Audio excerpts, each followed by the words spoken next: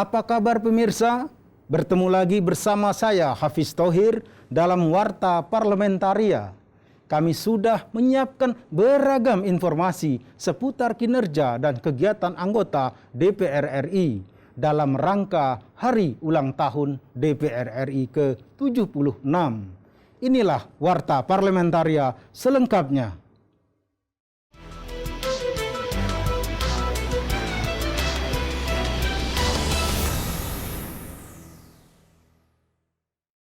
Badan Kerjasama Antar Parlemen DPR RI meluncurkan portal Sustainable Development Goals atau SDGs sebagai bentuk komitmen parlemen akan pencapaian 17 tujuan pembangunan berkelanjutan pada tahun 2030.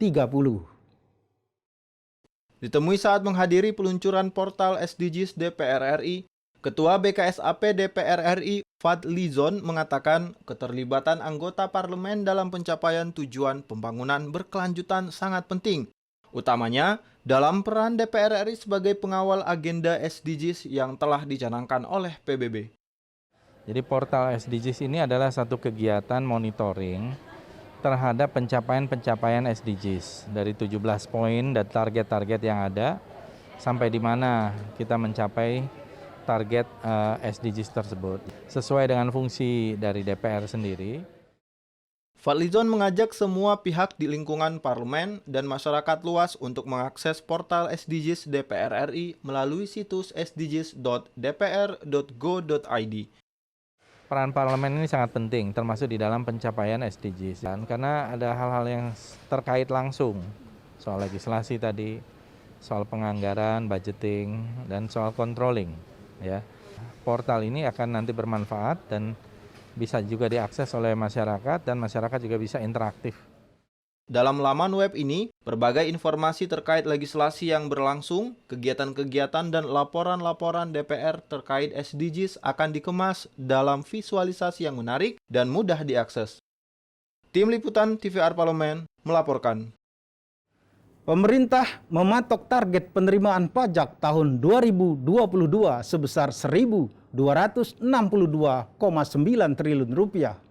Angka tersebut tumbuh 10,5% dibandingkan outlook tahun 2021.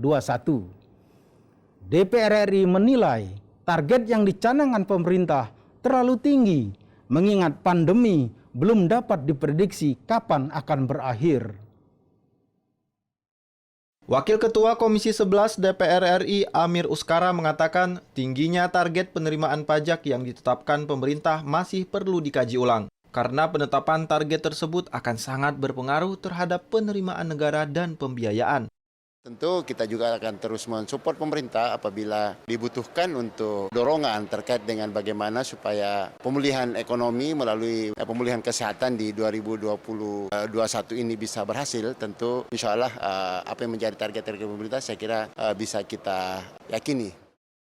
Sementara itu, Wakil Ketua Badan Anggaran Muhyiddin Muhammad Said mengatakan optimisme pemerintah mematok target penerimaan pajak dinilai sebagai langkah yang baik.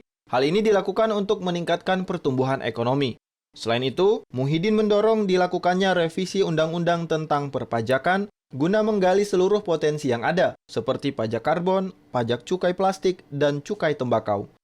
Dan oleh karena itu langkah awal yang juga sudah dilakukan itu bagaimana merevisi KUP kita, ketentuan umum tentang perpajakan. Dan kalau ini bisa berhasil dengan bagus, insya Allah target pemerintah itu bisa tercapai dengan kerja keras menggali seluruh potensi-potensi yang ada.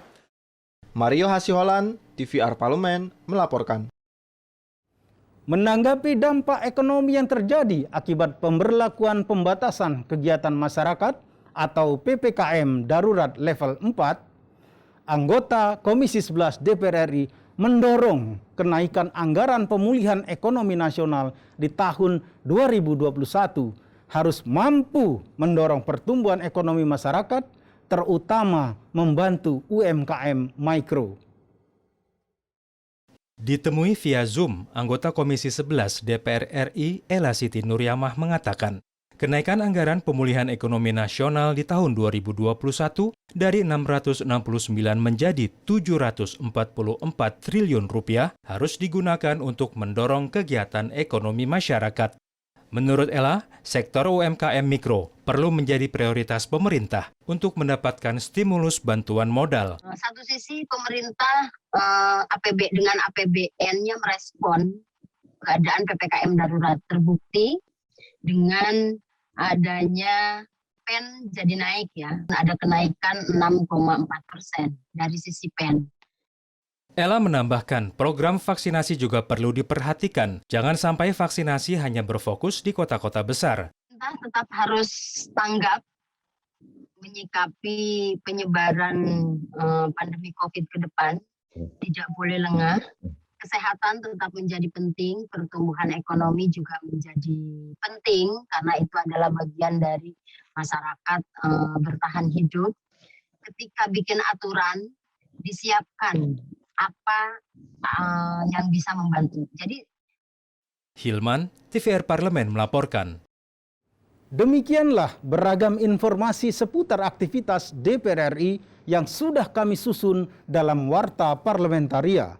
Saya, Hafiz Thohir, berserta kerabat kerja TVR Parlemen yang bertugas undur diri. Terima kasih atas perhatian Anda. Sampai jumpa.